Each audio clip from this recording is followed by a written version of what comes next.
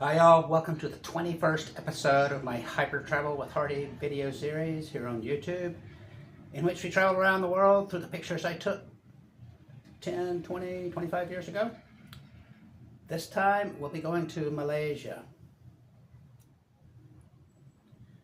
First, the backstory. I've been to Malaysia for almost as long and almost as often as any other place in the world, but it's not always my destination, because it's usually overshadowed by its big brother Thailand to the north or big brother Indonesia to the south.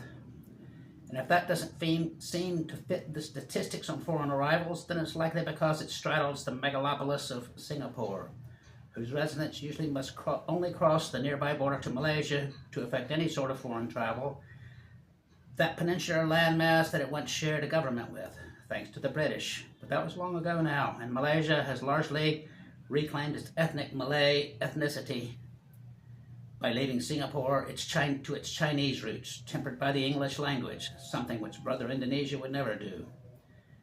That peninsular landmass even includes a significant Thai population centered on and around the northern border and the island of Penang.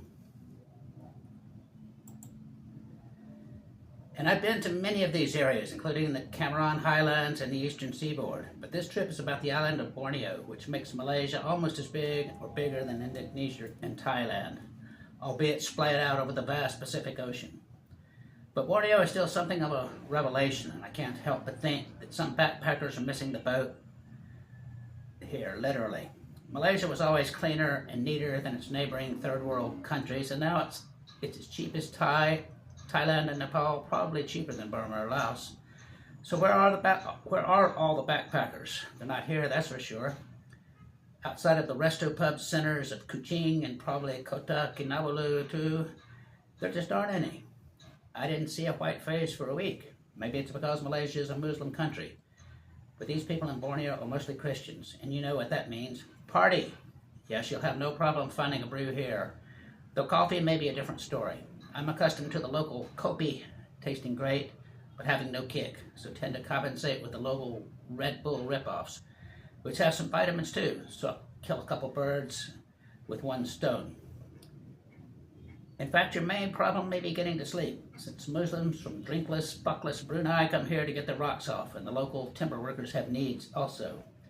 The Chinese just do business and eat, eat, eat. I've never seen people eat so much in my life. It seems like every meal has a dozen Chinese people around the table, and the dishes just keep piling up. Figure the tab later. Brunei is something completely different.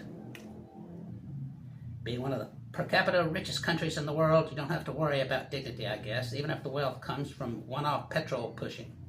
Here, I can count layovers, then they can... Hey, if I can count layovers, then they can count oil.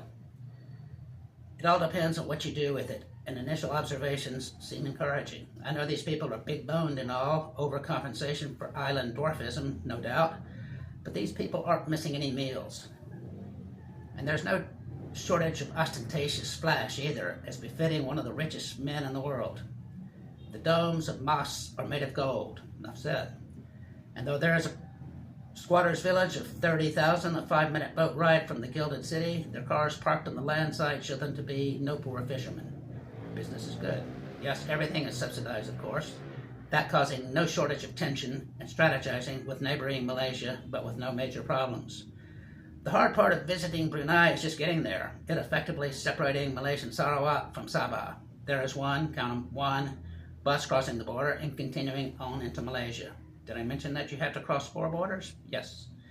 Brunei itself is bifurcated into 2 parts, and every crossing must get stamped and bagage reviewed. So I finally opted for a one-day tour, guided all, leaving the Malaysian town of Niri at 8ish in the manana and returning dark 30. I'm a tourist. I feel so cheap and dirty. What would my mother say? One more thing. These were my 154th and 55th countries as defined by the UN list. Bangladesh and Brunei. I may or may not get to them all, but who cares? The trip is the thing, not the destination. Cebu has a rep as a rough and tumble place, and that's probably deserved. What with Timber King and ladies of the night looking for a piece of the action, karaoke almost till dawn, and a night market to boot. Finding a room with window, but not on a noisy street, is the challenge. That and the fact that roads go off in all directions, so easy to get lost. The central market is large, with goods from upriver and down. Mary is a combination of the two. Not as slick as Kuching, but not as rough as Cebu. Just about right, I'd say. And though not really a night market, there is a night boulevard of eateries that is central, pleasant, and refreshing. From here, you can easily access Brunei if that's an interest. Not a bad little day trip. And last but not least, Kapit is a small town upriver, where I am now while I write this. This is small river town Malaysia, with cars secondary to the plan. From here, you continue upriver north to Belaga, or turn around and go back. If I'd known that I could go to Miri this way, this back route, then I might have done it, but no biggie. The place closes up at 6 p.m. sharp, but there are night food stalls up above. Just take the steps up by the Methodist Church. Did I mention that these people are largely Christian? You know what they say about Christian girls. And there are longhouses around here too, but I saw more on the ride from Cebu to Miri, albeit nothing especially traditional looking. The first time I saw one, I thought it to be just a cheap apartment complex, though a rather long one.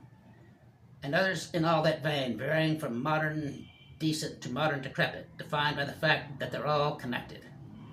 But I haven't found any of that near Kapit, though presumably they exist and are visitable on tours. The hows and wheres undetermined.